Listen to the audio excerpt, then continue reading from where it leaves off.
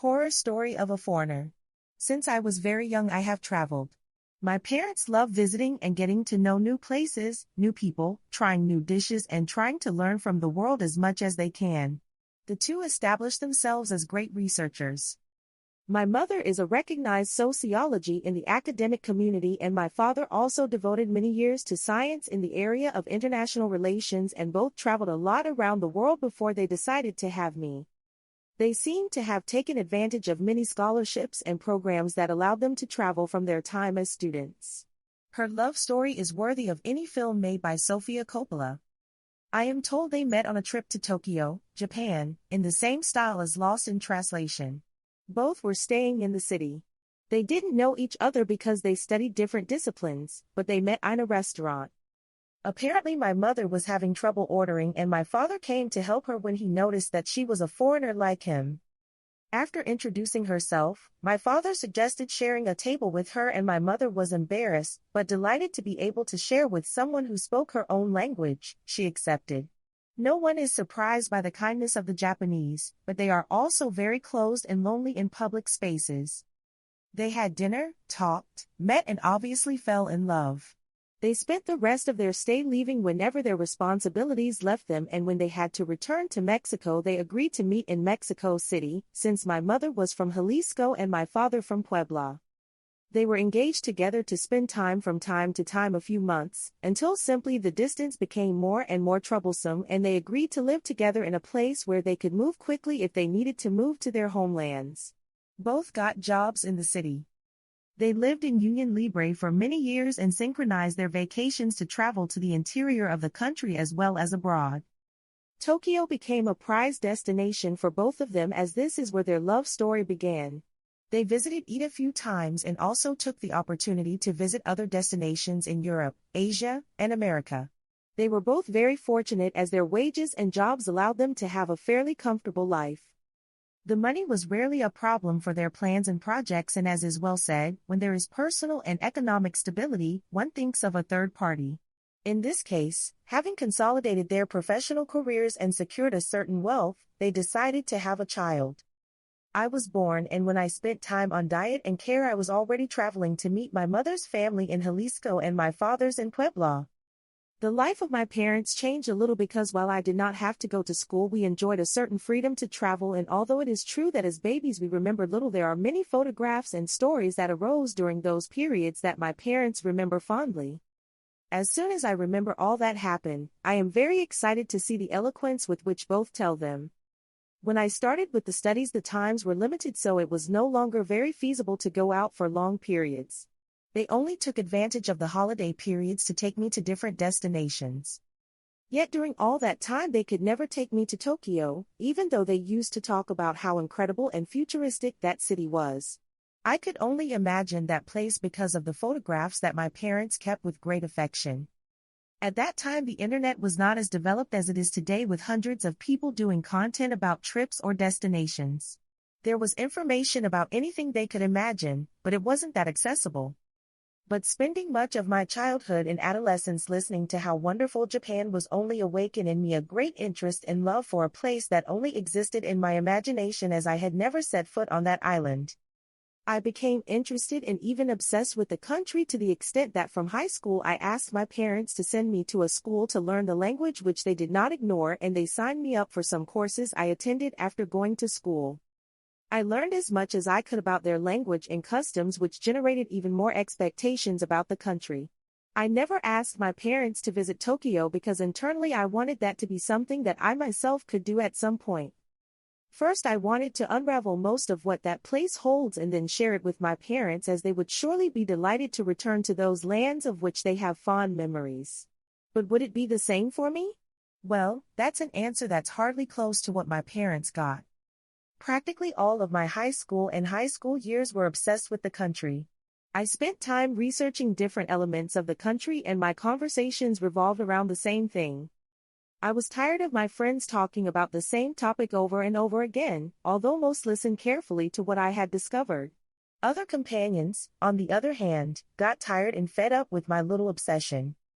By the time I was in high school, I already had more or less mastered the language, not on a very high grade because it is really a complex language and full of nuances, but at least I think I could order the food and know which subway stations I was in because from what I understand the best way to get around the city is by train.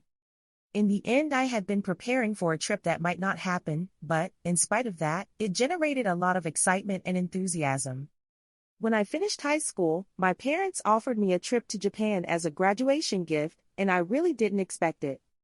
I had been fantasizing for many years about the possibility of making that longed-for trip, but on that occasion the opportunity presented itself. I did not take it. I guess because I felt I somehow didn't deserve that opportunity. My feelings told me that I had not done any merit to receive such a prize, and also because I had promised to make that trip with my own resources. So, although at that time it hurt me a lot to reject the gift, my parents understood my feelings and respected it. I think they should have insisted more and I could be less proud and more humble because not all those years studying the language and part of its culture served me when I could make the happy trip. After all, the language books tell you a lot about syntax, spelling and pronunciation, but that's not enough to explain some things that come out of logic. History books can be a good starting point for learning about the country's many political, military, and economic reasons. There are studies of the Japanese character founded on honor and sacrifice. But even though he knew a lot about the country, the truth is that he knew a little bit of everything. There will always be elements that are not found in books, articles, or reports. There are very big events that due to their magnitude are not drowned in the multitude of news that flood the news every day, such as the sarin gas attacks on the Tokyo subway in the mid-1990s by the sect Om Shinrikyo. While the attack was aimed at the government and police ended up affecting third parties, but bad memory 13 people were killed and more than 5 dozen were injured. Shoko Asahara's distorted view led his followers to carry out different attacks that claimed different lives. Of course, this incident was highly mediatized. No international or national media missed the opportunity to cover its programming with notes, investigations, and analyses that began to direct the public opinion of all the viewers who had been informed in such reliable news programs. When I heard the news, I froze, and it was like a reality check. I mean, horrible and terrible things happen everywhere. In my country, the red notes have become part of everyday life for millions. But it was strong to know that in the most magical places such situations also occur. It was something I had in mind, but that sometimes idealization leads us to ignore them in order to maintain the untainted image of a thing or person. It was shocking at the time because recently acquaintances of my parents had been violently murdered by one of their children in one of their psychotic attacks. The boy had problems and was in treatment.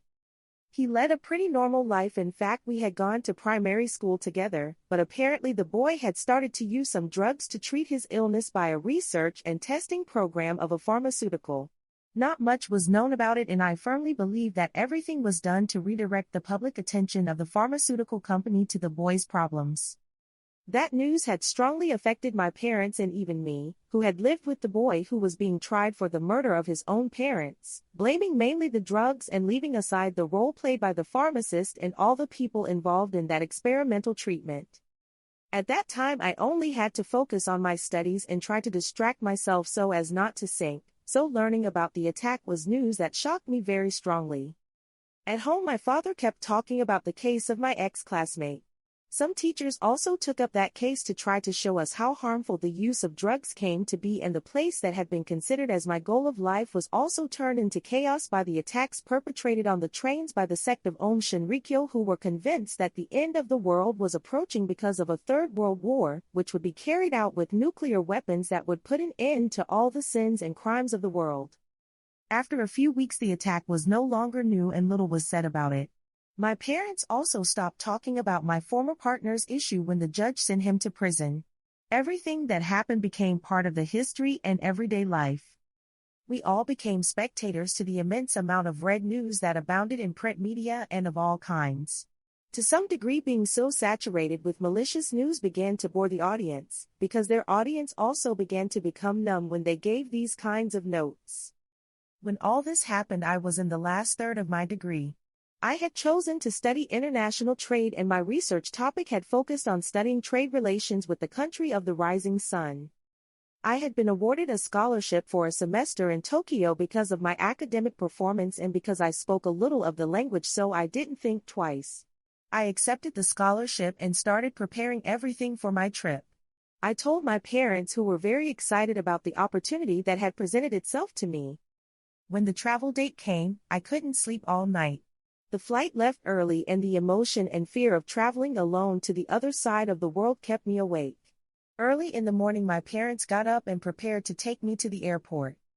The flight was not delayed and the entire migration process was quite easy because I was traveling as a student.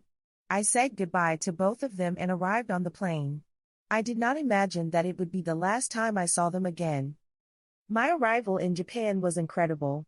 Already from the airport is palpable the cultural change that you will encounter. Most of the processes are automated, so there is not much problem with the bureaucracy, at least it was not like that to enter the country. The rest of the procedures are hell. I was amazed at everything I encountered. The city was immense, the buildings huge. The streets clean and everything very neat. But the influx of people is hell. Not for nothing is Tokyo one of the most populous cities in the world, and you can see that overpopulation. Something that initially seemed wonderful to me was the Japanese's disinterest in others. Few people will feel judged by the majority of locals in the city. They're all too busy making their lives that they barely pay attention to what's going on around them. It seems that they live alienated and isolated from the rest. I am not surprised at the high levels of depression and isolation to which the millions of Japanese who prefer to end their lives within their small apartments so that days, weeks, and even months someone will notice their absence are systematically subjected. As I got to know more deeply some of the bowels of Japan, I was a little disappointed. At least at university, I got to know people from other countries who were also on exchange with me. I shared the perspective of how difficult it is to integrate a foreigner into the logic and everyday functioning of the Japanese.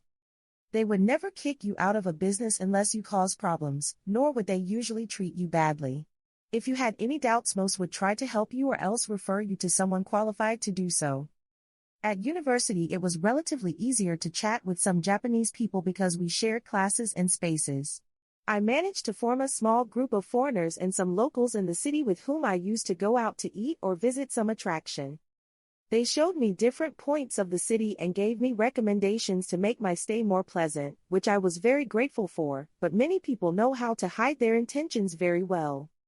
A few months after I had arrived in Japan and was trying to blend in with the Japanese, my relatives contacted me to inform me that my parents had died in a car accident while traveling to Jalisco to visit grandma, who had become seriously ill due to diabetes and hypertension.